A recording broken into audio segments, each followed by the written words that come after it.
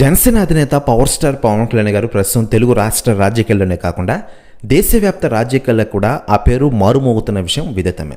ముఖ్యంగా ఆంధ్రప్రదేశ్ డిప్యూటీ సీఎంగా కేంద్రం నుండి ఆంధ్రప్రదేశ్కు రావాల్సిన నిధుల్ని త్వరగా రప్పిస్తున్నారు పవన్ కళ్యాణ్ గారు.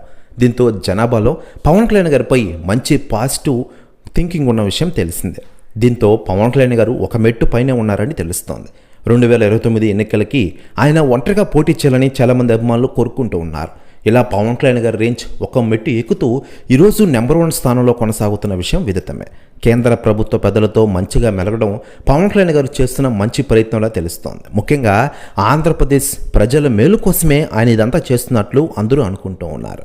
మరోవైపు పవన్ కళ్యాణ్ గారికి ఇతర జాతీయ నాయకులు మరియు దేశాధినేతలు కూడా ఫోన్ చేస్తూ ఉంటారు. తాజాగా అమెరికా అధ్యక్షుడు డొనాల్డ్ ట్రంప్ గారు తాజాగా పవన్ కళ్యాణ్ గారికి కాల్ చేశారట. ప్రస్తుతం జరుగుతున్న పరిణామాల గురించి ఇరువురు చర్చించుకున్నారట. దీంతో దద్దరిల్లిందట టోటల్ ఇండియా. ప్రస్తుతం న్యూస్ కూడా తెగ వైరల్ అవుతోంది ఆంధ్రప్రదేశ్ రాష్ట్ర రాజకీయాల్లో. మరోవైపు పవన్ కళ్యాణ్ గారు రాజకీయాలు సినిమాలంటూ ఫుల్ బిజీగా మారిపోయిన విషయం మనకందరికీ తెలిసిందే. టాలీవుడ్ ఇండస్ట్రీలో తాను కంప్లీట్ చేసిన 3 సినిమాలు కంప్లీట్ చేసే విధంగా ఫుల్ బిజీగా మారిపోయారు పవన్.